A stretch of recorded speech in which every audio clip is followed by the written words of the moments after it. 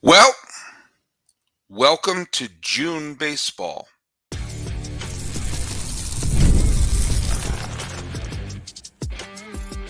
You are Locked On MLB, your daily MLB podcast, part of the Locked On Podcast Network, your team every day. Hello, baseball fans, and welcome to Locked On MLB, part of the Locked On Podcast Network, where it's your team every day. This is the daily podcast. We talk about all of Major League Baseball. I am your host, Paul Francis Sullivan. Please call me Sully.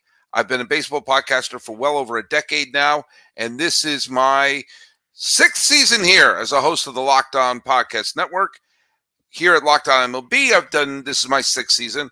I'm also doing Locked On A's at the same time. So if you're a fan of your pal Sully, you're going to be getting 10 episodes a week of me. Actually, this week, you're getting 11.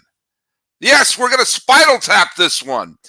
This one goes to 11. We are going to 11 episodes when you combine Locked On MLB and Locked On A's for this week, because I'm doing a bonus one today on Saturday. And this bonus episode is brought to you by our good friends at FanDuel.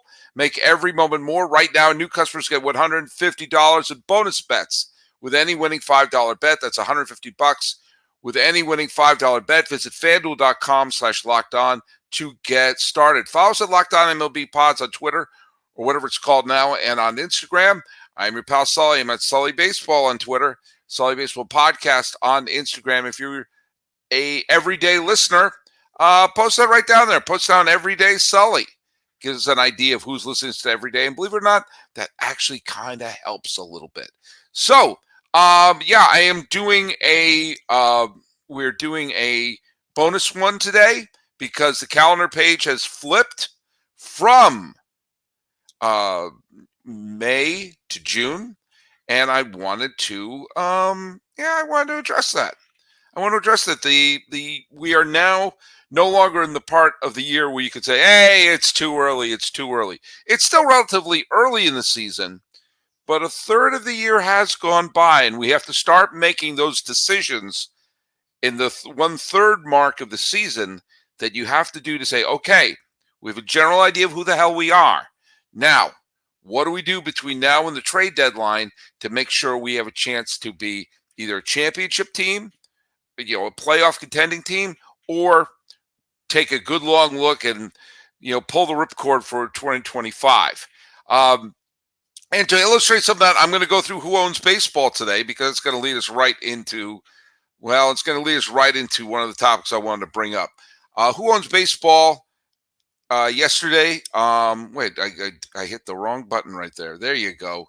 Who owned baseball yesterday? Christian Yelich got 5 hits, and the Brewers topped the White Sox 12-5. And one of my listeners named Bogsy, he just goes by DMB Bogsy on the Twitterverse, wrote, wait, Luis Ariz went 4 for 5 with 2 RBI and 3 runs scored in an 11-8 win over the Royals. Essentially responsible for 5 runs in the game. Well, guess what? Wob could be cruel. I got to pick one. It was between Yelich and Luis Ariz, and boom, I went for the guy who got the 5 hits. Dakota Hudson pitched great for the Rockies in Dodger Stadium, held the Dodgers only 1 run. The Rockies keep winning surprising games. Watch them win the World Series this year. Tanner Houck gave the Red Sox a needed win against Detroit, and he let up only 1 run over 7 innings. And Aaron Judge capped off a brilliant May with 2 home runs, and the Yankees beat the Giants 6-2. By the way, they're half wobs. Aaron Savali pitched well, but the Rays lost. Barry Falter pitched well, but the Pirates faltered. Jock Peterson homered and singled, but the D-backs stopped, and Bobby Witt Jr. was amazing. But it was if anyone capped the night, it was Aaron Judge. And Aaron Judge capped the night for a couple of reasons. First of all, he went back to San Francisco. He's from the Bay Area, and there was all those rumors when he was a free agent that maybe, just maybe, he would go sign with San Francisco. And San Francisco apparently offered him, everything but the publishing rights for I Left My Heart in San Francisco. And he said, I think I'll go back to the Yankees.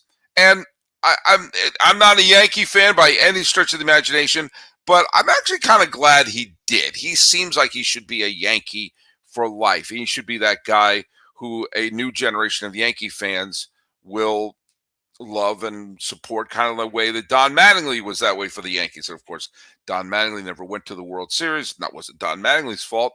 So far, Aaron Judge has matched Don Mattingly in World Series appearances. And for Yankee haters, that's a glorious thing. But Yankee haters had a ball in April when Juan Soto was lighting it up. Aaron Judge had a pretty subpar April. His batting average is not the best metric for a player's success as a hitter, but just to bring it up, it was 207. His on-base percentage was 340, and his slugging percentage was only 414. He had 6 homers and 6 doubles, but he was striking out a ton, striking out at least more than one strikeout per game, and he just was not doing well. And there were some people whispering, like, "Ooh, he's not as young as they think. Maybe he's in the downfall." And it was Juan Soto who was carrying the load for the Yankees when they had a very, very good April. But the whispers were going on. Is Judge on the decline? Is Judge on the decline? Well, if you look at the Who Owns Baseball tally, which you can check out at sullybaseball.wordpress.com or follow me on Twitter at sullybaseball, I post it every day. The 2 leaders of Who Owns Baseball, which is my daily MVP, for American League batters, Juan Soto is one of them. Tied with him, Aaron Judge. Because Aaron Judge had not a good April, a phenomenal April. Do you like batting average? I know some people still do. Well, he batted .371. You like his on-base percentage? It's .488. I actually did a double take when I was setting up for this particular episode because I saw his slugging was .928. I said, no, that has to be his OPS. No, Sully. That's what he slugged. He slugged .928 over 28 games. His OPS was 1.415. You don't have to really know a lot about OPS to understand that 1.415 is good. He hit 14 home runs in May. He already has 20 home runs this year. And he's been driving in runs at a clip. But there's also another stat which has gone down dramatically from April and March. May not be the stat you're thinking of. May not be the advanced stat that some of you stat heads do. May not be the traditional stat some of you Luddites use. Grounded into double plays. He grounded into 10 double plays in April and March, April, when combine those two. 10 double plays in 1 month. How many rallies did he kill that made people think, oh, when Judge is up, and chances are the person who was on first base was going to be Soto. When Judge is up and he grounded into a double play and you saw his batting average was plummeting, his slugging was plummeting, every time into a double play, it happened 10 times. I'm sure all the haters were thinking, oh boy, he used to knock him in. Now he kills the rallies. Do you know how many times he grounded into a double play in May? Once. One time. And so you are seeing the production of Aaron Judge plus the production of Juan Soto continue to make the Yankees. I mean, it's weird to say this, but I think they're the most surprising team in baseball. But sadly, aren't they always winning? No, last year they barely kept above 500. Now, Soto obviously has had, a tremendous start with his, and his numbers. His slugging is pretty high, and his OPS is 990 for the season so far. You're obviously Giancarlo Stanton is not the MVP that the Yankees thought they were getting, but he's playing pretty. He's hitting more homers, and he's doing a little better this year. Volpe has really stepped up, and the fact that they still don't have Garrett Cole. And their starting pitching staff, Luis Gil is their ace.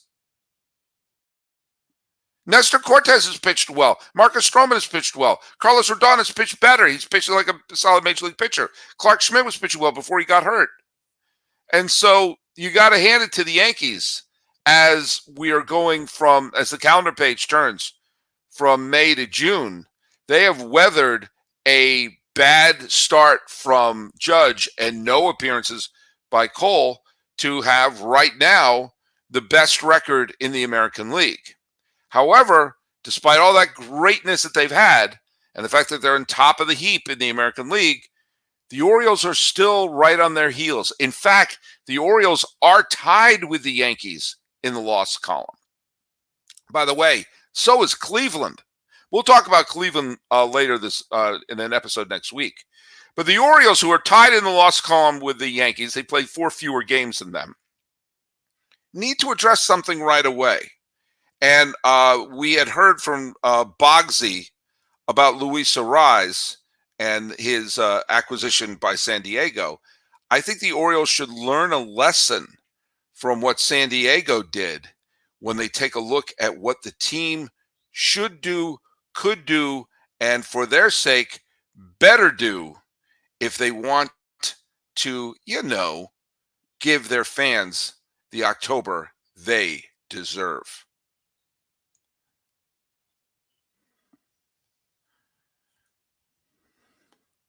Hey, what do you know about FanDuel?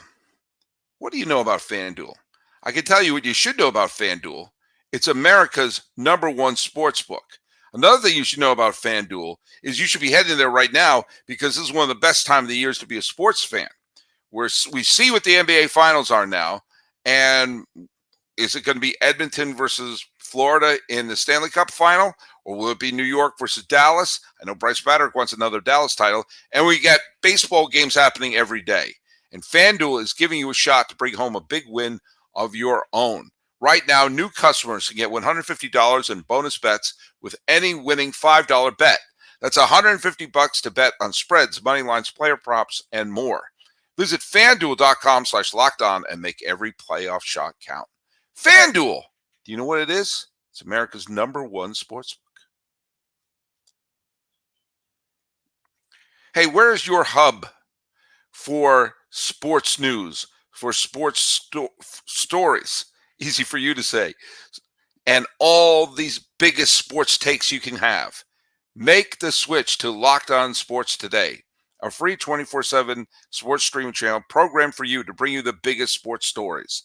Locked On Sports Today brings you can't-miss analysis, opinions, and news, streaming 24/7 on YouTube or the free Amazon Fire TV channel app. Part of the Locked On Podcast Network, where it's your team every day. Now, there was some not great news that happened to the Baltimore Orioles, who are tied with the Yankees in the loss column, who are big-time contenders, and I picked them to win the American League pennant. And you know what? They still could. But they got bad news the other day that John Means and Tyler Wells are going to go UCL surgery. Now, it's not clear yet whether it's going to be Tommy John surgery or maybe it will be Louis Tiant surgery or some other surgery from a 1970s pitcher. But it's going to be bad, and it's going to miss a significant amount of time. And any time that Means and Wells will pitch this year if they pitch at all, it'll be at the tail end of the year. And you basically have to have the attitude that they're done. They're done. Now, Means has pitched pretty well in his he's made 4 starts this year. He's pitched pretty well. Wells has not pitched as well, but it's only a handful of starts. And Dean Kremer's on the injured list right now.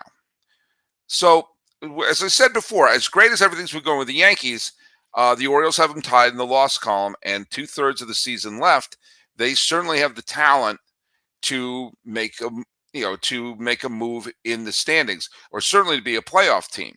Grayson Rodriguez has pitched well out of the bullpen, or out of the rotation. Sorry. Corbin Burns has been a wonderful pickup. Obviously, we knew he was going to do well as a starting pitcher after being dealt from Milwaukee. Cole Irvin has pitched pretty well out of the rotation, and Kyle Bradish has pitched well out of the rotation. But and they also, Kimbrel has done well. He got the save the other day, and they have a couple other injuries there to their. Cano is back. Webb has pitched well out of the bullpen. Suarez has pitched well out of the bullpen. But I do think the Orioles need to make a move for this reason. you want to make sure that you always have a decent major league pitcher starting. I'm not saying they have to trade for an ace. They did that with Corbin Burns. But they have depth in their bullpen. They have their depth in their rotation. But I think they should make a move, and I think they should make it sooner rather than later. That's the Luis Ariz mentality that the Padres had. That they said, let's just pull the trigger on the trade now. Let's bring that all-star hitter in now so we have him for 3/4 of the season instead of just the final bunch of games. And we've seen that Luis Ariz has fit the Rubik's Cube of the San Diego Padres quite well. Thank you very much. And by the way, as we head into June, and I keep track of the summer score of which teams are in a playoff spot, one of the teams in a playoff spot is, drum roll please, the San Diego Padres. If you could lose your star manager, your Cy Young Award winner, and trade away your MVP candidate and still make the playoffs the next year, that's having your cake and eat it too.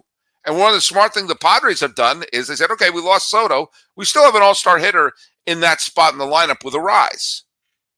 You know, they've made the correct moves along the way. That they've had to shed some of the payroll and shed some of the stars, but they have answers for everybody. And they weren't going to win the division anyway. They're in division with the Dodgers. So their hope is to, if they kept Soto and everybody, they'd still be a wild card team. So in their minds, like, hey, we're breaking even here.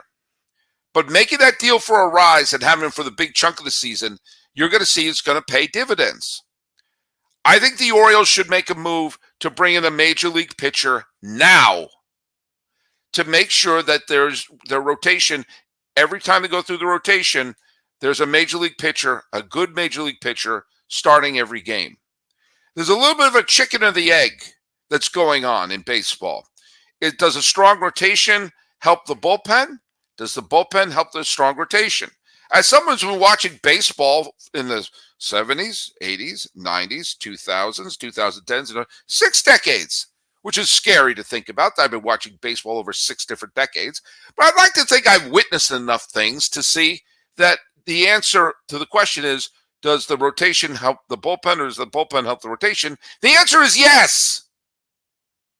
The answer is both, which is my biggest problem about just pulling pitchers after 2 times through the lineup just because that's what the numbers say. But the numbers, I don't mean the stats, the advanced stats. I mean the accountants' numbers to say, hey, we could save money by not having pitchers throw 200 innings, and therefore they're not 200 innings pitchers, and ace pitchers are super expensive, so let's get along without them. Fine. Then you keep using their bullpen, even though the guy's throwing a masterpiece. You bring in the bullpen to come in the 6th inning every day. Eventually, you wear down the bullpen. But having the great bullpen allows you to say, okay, when a pitcher gets in trouble, then we know we have a decent rotation to turn to. They feed off of each other. By the way, that would be an amazing way to manage your rotation, right? To have your pitcher pitch until they need relief. I know it's an astonishing concept, but imagine that. You have your pitchers starting, and they're doing well. Should we pull them? Well, no, because they're pitching well. Why don't we pull them when they need help? Kind of like when we see scheduled rest days for players. Well, why don't you rest the player when they're tired? Or they're up against a pitcher that they can't hit. I don't know. These are advanced thoughts that you could have as a manager. But I think last year I got all over the Orioles, and with good reason. They had piles of prospects. They had no way that all these prospects could come up to the major leagues and find a position. And they had an AL East where they didn't have to worry about the Yankees because the Yankees were a 500 team, or just a little above 500 last year, and Boston stunk. So you didn't have the two, behemoths in the division. It was wide open. They Mosesed that division series like the Red Sea with a clear line to a division title.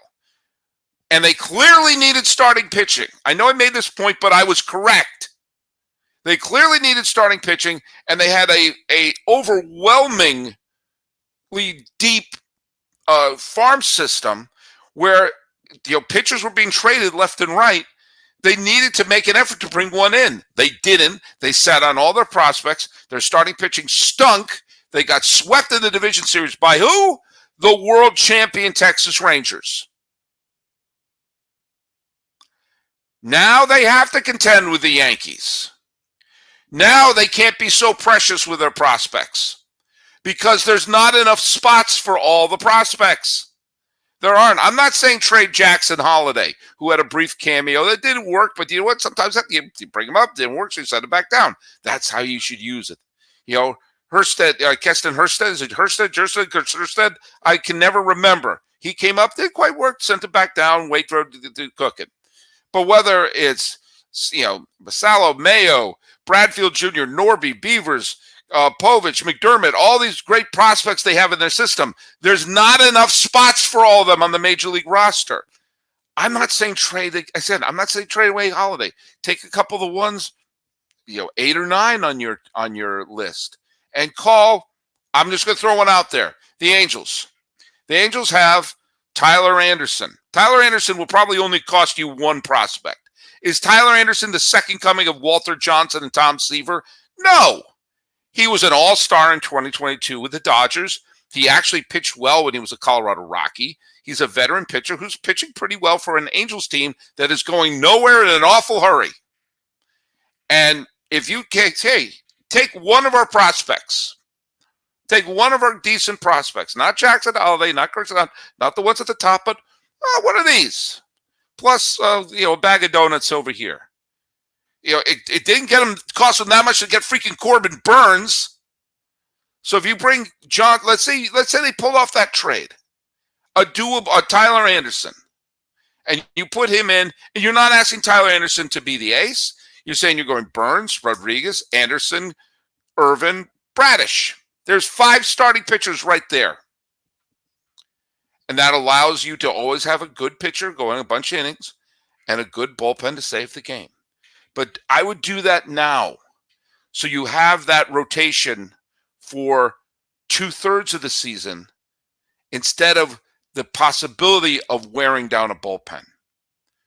Because the Orioles could still win the pennant this year, and pitching depth is the name of the game. The Yankees have it this year in an unexpected way. So you got to match that. Call the few teams that have no shot at it and get it done now. You get no points for waiting and no points for hanging on to every single prospect. I know a lot of you admire my style. I'm clearly a man who enjoys style, and you say, oh man, that guy dresses well when he has his baseball t-shirts on. But do you know what? I sometimes like to get dressed a little better than, a Sacramento Solon shirt. So I get a great confidence boost when I get dressed in something that flatters my physique. I'm not a fashion plate. I'm not a supermodel. But when I get dressed right, I clean up pretty well.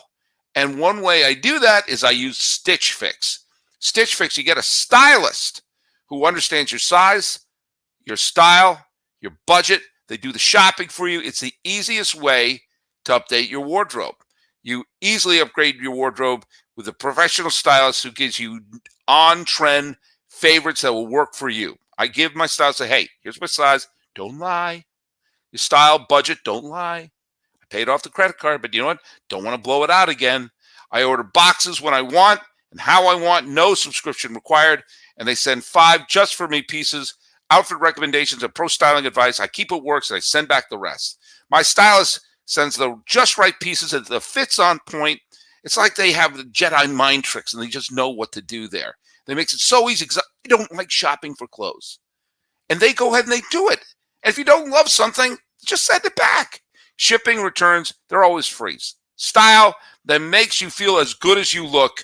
Get started today at stitchfix.com/MLB. Get $20 off your first fix. That's stitchfix.com/MLB for $20 off. stitchfix.com/MLB. You must redeem within 7 days of sign up. Hey, this is a reminder that Locked On has begun the first ever national sports streaming channel on YouTube. And it's also available on the free Amazon Fire TV, the free Fire TV channel app. Locked On Sports Today is here for you 24/7, covering the top sports stories of the day with local experts of Locked On, plus our national shows covering every league. Find Locked On Sports Today now available on the free Fire channel app. I said free Fire TV channel app. Easy for you to say. Hey, do you know what I forgot to do? And I actually have it written down, and I still forgot to do it. The trivia question. Bryce Patrick was on, and we were talking about the Rangers, and we were talking about the number 34 on the Rangers, who's the great Nolan Ryan. And I said, who is the all-time strikeout leader for the Texas Rangers? And the answer is not Nolan Ryan, because he spent the bulk of his career with the Angels and the Astros. Scott Horsmeyer got it correct. It was Charlie Huff, who pitched forever. For all I know, he's still pitching. And he was the exact opposite of Nolan Ryan. Nolan Ryan was chucking his fastballs, and Charlie Huff was floating that knuckleball. So good job there. By the way, I did want to bring up respect for a birthday came and went for Eric Davis. Eric Davis is now, his birthday was on the 29th. He's now 62 years old. And really, if you don't know who Eric Davis was, when we think about the what ifs in baseball history, Eric Davis is one that always comes up for me, because he was one of the single most talented players I ever saw play baseball. And I was lucky enough in the 80s to see healthy Eric Davis in his prime. And there was nothing the guy couldn't do. I mean, he was a good all-around hitter. He had great power. And this was in the 80s, when there weren't bandbox ballparks. There was a lot of the circular donut ballparks that were harder to hit home runs than that, unless it was in Atlanta.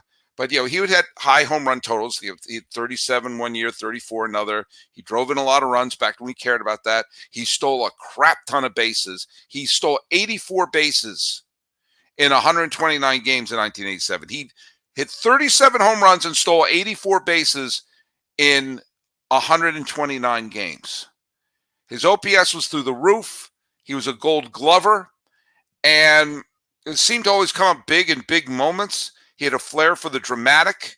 He hit one of the biggest game one home runs in the history of baseball. In fact, I will say that there was the game one of the World Series in 1990, where the A's were just assumed they were going to sweep everyone they played. And Dave Stewart, who was unbeatable, in fact, had won the MVP in the last two playoff series he pitched. World Series MVP in 89 when the A's swept the Giants. ALCS MVP when the A's swept the Red Sox the very next year. He was unstoppable. First inning of that World Series between Cincinnati and Oakland, Eric Davis hits a home run off of Dave Stewart, immediately put the A's right on their heels. And it turned out to be the Reds who wound up sweeping that series. Unfortunately, that was also really when the decline began. Trying to make a great catch in the clinching Game 4, he made a diving attempt and lacerated his kidney and had to be taken out of the game in the World Series. And the Reds kind of did him wrong. They basically left him in the hospital when they flew back to celebrate the World Series championship and really disrespected him big time. But his skills started declining because he was hurt. He was hurt all of 91. He went to Los Angeles, to his hometown Dodgers, to play with his childhood friend, Darryl Strawberry. He was injured his 2 seasons in L.A., bounced around a couple of years in Detroit, missed the 95 season, came back in 96 and had a good year, but clashed with his former manager, Ray Knight, and he wound up going to Baltimore, where he played in the postseason, got to the ALCS with the Orioles, and recovered from colon cancer. And came back from colon cancer to bat 304 and hit a home run in the ALCS. And he played a couple more years, had one very good year with the Orioles, and then kind of became a part-time player with the Cardinals and the Giants before wrapping it up. And had a career that most people would be, absolutely thrilled with. I mean, he played 17 years. He hit 282 homers. He was an all-star, silver slugger, Gold Glove winner, and everything like that. But he also, there was this, and also, by the way, was one of the most insanely likable players in baseball. Again, I don't know players, I don't hang out with them, but by all accounts was an amazing teammate. Seemed like a good man. Gave to charity, came back from cancer, and became a spokesperson. All these things you want from a player was Eric Davis. And Eric Davis, injuries derailed what would have been an absolutely certain Hall of Fame career. If you saw him play, you saw what he could do. He could do everything. You saw the stats of what he was doing when he was kind of healthy, and it was overwhelming. And, he was only 28 when they won the World Series, and his career's declined. And I've joked, I said, like, I wish he took PEDs. You kept hearing from people who were trying to excuse PEDs, and I'm not a PED hater. I think a lot of people I think Bonds and A-Rod, I think they belong in the Hall of Fame. I think it's insane they're not in the Hall of Fame. But I do understand the arguments against it, and I also think that the biggest argument you hear people say that does make me smirk a little is, well, they only use it for recovery. Yeah, well, I wonder if Eric Davis could have used that. Gee whiz, I would have loved to have seen more games with Eric Davis being this incredibly all-around talented guy who you couldn't help but root for. But I guess he has to settle for the fact that he played 17 years in the major leagues, became a multimillionaire, all-star, Gold Glove winner and everything, and is beloved by Reds fans like crazy. But that's part of the problem. When those Red fans get older and the memories of who he was at his peak starts to fade, then his memory and his legacy, not preserved in Cooperstown, not preserved in the record book, will become faded as well. It's interesting how many big, huge, beloved superstars in the 80s had that aura of, well, they had a great peak, but not Hall of Fame worthy.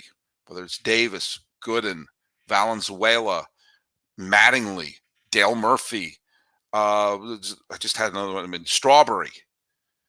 How many of those players were beloved? Dave Stewart. These players who were absolutely beloved. Brett Saberhagen, absolutely beloved in that chunk of time in the 80s, but didn't do it for long enough. Injuries or whatever caught up with them. And the best players that I grew up with could be in danger of fading out. And that's a sad thing. So while we can, I want to salute Eric Davis.